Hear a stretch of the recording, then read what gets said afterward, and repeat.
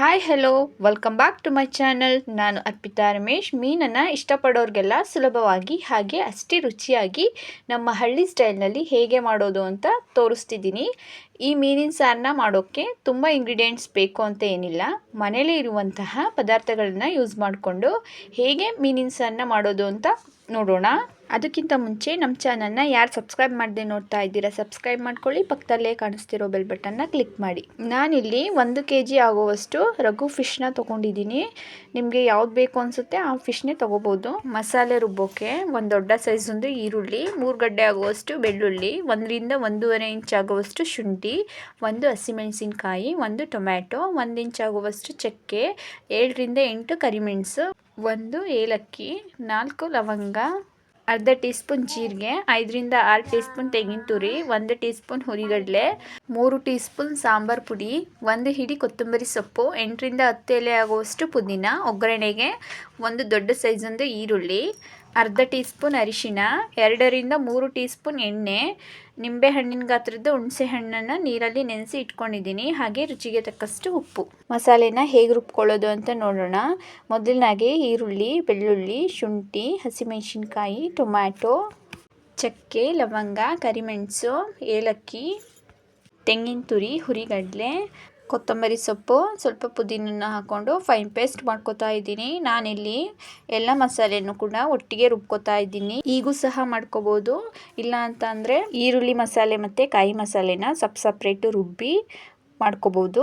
ಸ್ವಲ್ಪ ನೀರನ್ನು ಹಾಕಿ fine paste ಮಾಡ್ಕೊಂಡಿದ್ದೀನಿ. ಇದಕ್ಕೆ ಇವಾಗ 3 ಟೀ ಸ್ಪೂನ್ ಆಗುವಷ್ಟು ಸಾಂಬಾರ್ ಪುಡಿನ ಹಾಕಿ ಮತ್ತೆ ಇನ್ನೊಂದ್ಸಲ ರುಬ್ಕೋತಾ ಇದ್ದೀನಿ. ಸ್ವಲ್ಪ ನೀರನ್ನ ಹಾಕಿ ಸಾಂಬಾರ್ ಪೌಡರ್ ಬದಲು ಒಬ್ಬೊಬ್ಬರು ಅಚ್ಕಾರ ಪುಡಿ, ಧನಿಯಾ ಪುಡಿ ಹಾಕ್ತಾರೆ. ಈ ಮೀನಿನ ಸಾಂಬಾರಿಗೆ ಸಾಂಬಾರ್ ಪೌಡರ್ ಹಾಕಿದ್ರೇ ತುಂಬ ಟೇಸ್ಟಾಗಿರುತ್ತೆ, ಇಲ್ಲಾಂದರೆ ಮಸಾಲೆ ಟೈಪ್ ಆಗಿಬಿಡುತ್ತೆ.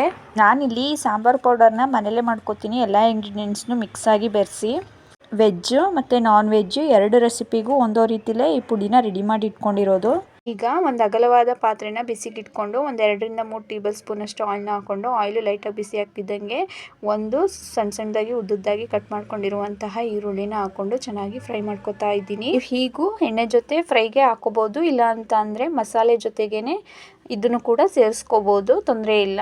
ಇದಕ್ಕೆ 1/4 ಟೀ ಸ್ಪೂನ್ ಅಷ್ಟು ಅರಿಶಿನ ಪುಡಿನ ಹಾಕ್ಕೊಂಡು ಚೆನ್ನಾಗಿ ಒಂದ್ಸಲ ಮಿಕ್ಸ್ ಮಾಡ್ಕೊತಾ ಇದ್ದೀನಿ. ಈರುಳ್ಳಿ ಎಲ್ಲ ಚೆನ್ನಾಗಿ ಬೇಯಬೇಕು, ಅಲ್ಲಿ ತನಕ ಒಂದು ಸ್ವಲ್ಪ ಚೆನ್ನಾಗಿ ಫ್ರೈ ಮಾಡ್ಕೊಳ್ಳಿ. ಇದಕ್ಕೆ ಇವಾಗ ರುಬ್ಬಿಟ್ಕೊಂಡಿರುವಂತಹ ಹಸಿ ಮಸಾಲೆನ ಹಾಕೋತಾ ಇದ್ದೀನಿ. ಯಾವುದೇ ಪದಾರ್ಥನಾಗಲಿ ನಾನು ಎಣ್ಣೆಲಿ ಫ್ರೈ ಮಾಡಿ ಹಾಕ್ಕೊಂಡಿಲ್ಲ, ಡೈರೆಕ್ಟಾಗಿ ಹಾಗೆ ಹಸಿದನ್ನೇ ಹಾಕ್ಕೊಂಡಿದ್ದೀನಿ. ಆದ್ದರಿಂದ ಈ ಸಾಂಬಾರನ್ನ ಸ್ವಲ್ಪ ಚೆನ್ನಾಗಿ ಕುದಿಸ್ಕೋಬೇಕು. ಇವಾಗ ಕನ್ಸಿಸ್ಟೆನ್ಸಿ ನೋಡಿ ನೀರನ್ನ ಹಾಕೋತಾ ಇದ್ದೀನಿ. ತುಂಬ ನೀರನ್ನ ಹಾಕೊಳ್ಳೋಕೆ ಹೋಗಬೇಡಿ. ಮೀನಲ್ಲೂ ಸ್ವಲ್ಪ ನೀರಿನ ಅಂಶ ಇರೋದ್ರಿಂದ ಮೀನು ಹಾಕಿದ್ಮೇಲೆ ಇನ್ನೂ ಸ್ವಲ್ಪ ನೀರು ಬಿಟ್ಕೊಳ್ಳೋಕೆ ಸ್ಟಾರ್ಟ್ ಆಗುತ್ತೆ.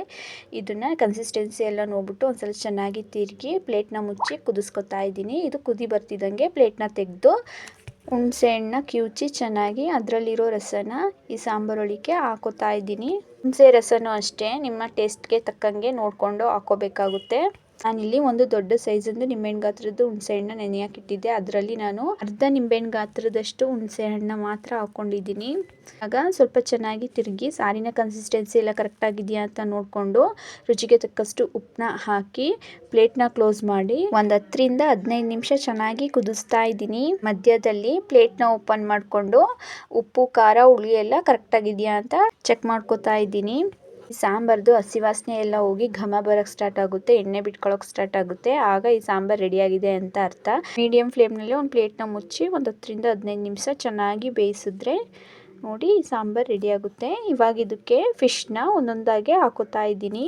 ಒಂದ್ರ ಮೇಲೆ ಒಂದು ಹಾಕಕ್ಕೆ ಹೋಗಬೇಡಿ, ಒಂದ್ರ ಪಕ್ಕ ಒಂದು ಹಾಕ್ಕೊಳ್ಳಿ. ಆದಷ್ಟು ಅಗಲವಾದ ಪಾತ್ರೆನೇ ತೊಗೊಳ್ಳಿ. ಯಾಕೆ ಅಂದರೆ ಫಿಶ್ ಹಾಕಬೇಕಾದ್ರೆ ಸ್ಪೇಸ್ ಕಾಣಬೇಕು, ಸ್ಪೇಸ್ ಇರಬೇಕು, ಅದು ಬೇಯೋಕ್ಕೆಲ್ಲ ಜಾಗ ಆಗಬೇಕು. ಫಿಶ್ನ ಹಾಕಿ ಜಾಸ್ತಿ ಹೊತ್ತು ಬೇಯಿಸೋ ಅವಶ್ಯಕತೆ ಇಲ್ಲ. 1 ರಿಂದ 3 ನಿಮಿಷ ಚೆನ್ನಾಗಿ ಬೇಯಿಸಿದ್ರೆ ಸಾಕಾಗುತ್ತೆ. ಚಿಕನ್, ಮಟನ್ ಥರ ಜಾಸ್ತಿ ಹೊತ್ತು ಟೈಮ್ ಕೂಡ ತಗೊಳ್ಳಲ್ಲ. ಹೀಗೆ ಎಲ್ಲ ಫಿಶ್ನು ಹಾಕಿ ಒಂದು ಸ್ಪೂನ್ನ ಸಹಾಯದಿಂದ ಸಾಂಬಾರಿಗೆ ಫಿಶ್ನ ಅದ್ದಿ ಈ ಥರ ಮಾಡ್ಕೋಬೇಕು. ಒಂದು ಪ್ಲೇಟ್ನ ಮುಚ್ಚಿ 1 ರಿಂದ 3 ನಿಮಿಷ ಚೆನ್ನಾಗಿ ಬೇಯಿಸ್ಕೊಳ್ಳಿ. ಇದು 1 ರಿಂದ 3 ಕುದಿ ಬರೋಕ್ಕೆ ಸ್ಟಾರ್ಟ್ ಆಗಬೇಕು ಅಷ್ಟೇ, ಜಾಸ್ತಿ ಬೇಯಿಸೋ ಅವಶ್ಯಕತೆ ಇಲ್ಲ. ನೋಡಿ ಮೀನನ್ನು ಹಾಕಿ 2 ರಿಂದ 3 ನಿಮಿಷಕ್ಕೆ ಕುದಿ ಬರೋಕ್ಕೆ ಸ್ಟಾರ್ಟ್ ಆಗಿದೆ.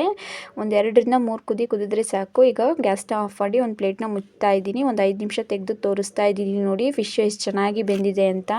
ರಘು ಮೀನೆ ಅಂತಲ್ಲ, ನೀವು ಯಾವುದೇ ಮೀನು ತಗೊಳ್ಳಿ, ಫಿಶ್ ಅಂತ ಅಂದರೆ ಬೇಗನೆ ಬೆಂದ್ಬಿಡುತ್ತೆ. ಜಾಸ್ತಿ ಹೊತ್ತು ಬೇಯಿಸಿದ್ರೆ ಮೀನಲ್ಲಿರೋ ಪೀಸಸ್ಸು ಮತ್ತು ಅದರಲ್ಲಿರೋ ಮುಳ್ಳು ಸಪ್ರೇಟ್ ಬಿಟ್ಕೊಬಿಡುತ್ತೆ. ಅಕಸ್ಮಾತ್ ಗೊತ್ತಾಗ್ದೇ ಬೇಗ ಬೇಯಿಸ್ಬಿಟ್ಟಿದ್ದೀವಿ ಅಂತ ಅಂದರೆ ಸಾಂಬಾರಲ್ಲೇ ಫಿಶ್ನ ಬಿಡೋಕೆ ಹೋಗಬೇಡಿ. ಒಂದು ಬೇರೆ ಪಾತ್ರೆಗೆ ಬಸ್ಟ್ಬಿಡಿ. Separate sambar separate, fish separate ಬಸ್ತಿಟ್ಬಿಡಿ. ಒಂದು ಸರ್ವಿಂಗ್ ಬೌಲ್ಗೆ ಸರ್ವ್ ಮಾಡಿ ತೋರಿಸ್ತಾ ಇದ್ದೀನಿ ನೋಡಿ. ಮೀನು ಎಷ್ಟು ಹದವಾಗಿ ಬೆಂದಿದೆ, ಸಾಂಬಾರು ಎಷ್ಟು ಸೂಪರ್ ಆಗಿ ಬಂದಿದೆ ಅಂತ. ಮುದ್ದೆಗಂತೂ ಸೂಪರ್ ಕಾಂಬಿನೇಷನ್ ಆಗಿರುತ್ತೆ ಈ ಮೀನಿನ ಸಾರು. ಈ ಮೀನಿನ ಸಾರಿನ ರೆಸಿಪಿ ನಿಮಗೆ ಇಷ್ಟ ಆಗಿದ್ರೆ ಒಂದ್ಸಲ ಟ್ರೈ ಮಾಡಿ, ಹೇಗೆ ಬಂತು ಅಂತ ಕಮೆಂಟ್ ಬಾಕ್ಸ್ನಲ್ಲಿ ಕಮೆಂಟ್ ಮಾಡಿ ತಿಳಿಸಿ. ಹಾಗೆ ಲೈಕ್ ಮಾಡಿ, ಶೇರ್ ಮಾಡಿ. ಇನ್ನಷ್ಟು ಈಸಿ ರೆಸಿಪೀಸ್ಗೋಸ್ಕರ ಸಬ್ಸ್ಕ್ರೈಬ್ ಮಾಡ್ಕೊಳ್ಳಿ. Thank you.